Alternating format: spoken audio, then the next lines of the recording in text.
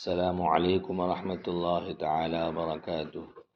آپ محترم بزرگوں دوستوں سے گزارش ہے کہ آپ سب ہمارے اس چینل کو شیئر اور سبسکرائب ضرور فرما دیں تاکہ ہر آنے والی ویڈیو روزانہ 5 منٹ کا مدرسہ آپ کو سب سے پہلے پہنچ سکے اور ہماری اس محنت کو اللہ تعالیٰ اپنے بارگاہ میں قبول و مقبول فرمائے۔ شکریہ۔ نمبر 1، اسلامی تاریخ 20 جمادی الاولیٰ۔ ابو سفیان نے جنگ احد سے واپسی کے وقت اعلان کیا تھا کہ اگلے سال ہمارا تمہارا مقابلہ بدر میں ہوگا۔ حسب وعدہ رسول اللہ نے عبداللہ بن رواحہ کو مدینہ کا امیر بنایا اور شعبان سن 4 ہجری میں 1500 صحابہ کو لے کر بدر کے لیے روانہ کر دیا، لیکن جب مقام مر الزہران پہنچ کر مسلمانوں کے لشکر کی تعداد معلوم ہوئی تو اسے مقابلہ کرنے کی ہمت نہ ہوئی اور اس بہانے سے واپس لوٹ گیا کہ اس سال مکہ میں قحط سالی ہے۔ وہ ضرورت کے مطابق جنگی ہتھیار اور سامان اپنے ساتھ نہیں لا سکے ہیں۔ رسول اللہ صلی اللہ علیہ وسلم 8 روز تک بدر میں ان کا انتظار کرتے رہے۔ اس دوران صحابہ بدر کی منڈی میں تجارت کر کے نفع اٹھاتے رہے اور وقت مقررہ گزرنے کے بعد عافیت کے ساتھ مدینہ واپس آ گئے۔ نمبر 2، حضور کا معجزہ۔ ایک دن ام فضل حضرت حسین رضی اللہ تعالیٰ عنہ کو لے کر حضور کے پاس آئیں اور ان کو آپ کی گود میں دے دیا۔ ام فضل کہتی ہیں کہ میں نے دیکھا کہ حضور کی آنکھوں سے آنسو ٹپک رہے ہیں۔ میں نے پوچھا، یا رسول اللہ آپ کو کیا ہوا؟ تو حضور نے فرمایا، مجھے حضرت جبرائیل علیہ السلام نے خبر دی کہ میرے اس بیٹے کو میری امت شہید کر دے گی۔ میں نے پوچھا، اس بیٹے کو؟ تو حضور نے فرمایا، ہاں۔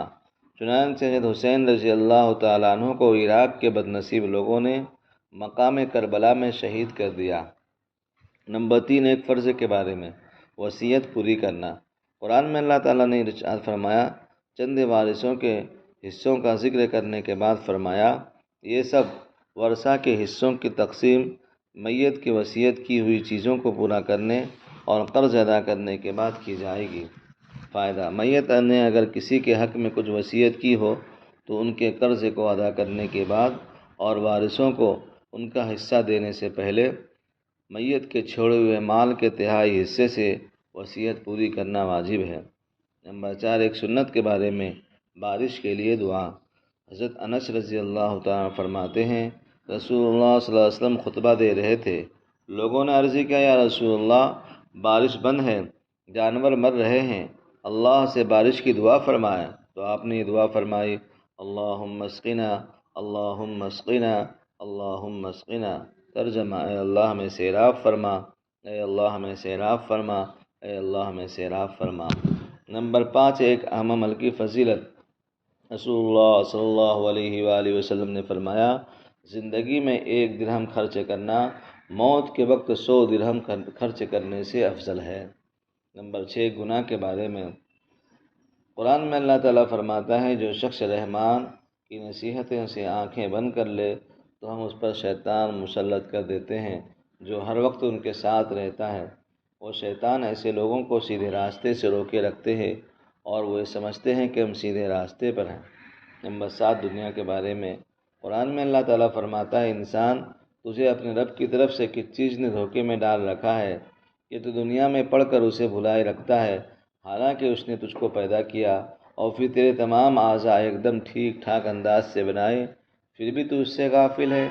نمبر 8، آخرت کے بارے میں۔ رسول اللہ صلی اللہ علیہ وآلہ وسلم نے فرمایا، قیامت کے دن ہر مالدار اور غریب آدمی یہ تمنا کرے گا کہ کاش اس کو دنیا میں صرف گزارے کی روزی ملتی۔ نمبر 9، طب نبوی سے علاج۔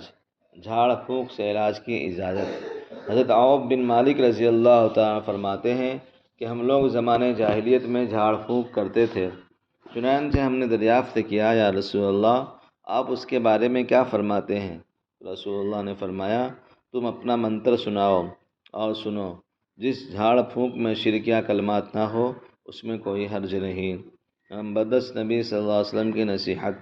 رسول اللہ نے فرمایا، اللہ کے ذکر کے علاوہ بغیر ضرورت زیادہ بات چیت نہ کیا کرو، کیونکہ بلا ضرورت زیادہ بات چیت کرنا دل سخت ہو جاتا ہے، اور اللہ تعالیٰ کی رحمت سب سے زیادہ دور وہ آدمی ہوگا جس کا دل سخت ہوگا۔ اللہ تعالیٰ ہم سب کو اس پر عمل کرنے کی اور روزانہ اس کو اپنے وقت نکالنے کی توفیق عطا فرمائے، آمین۔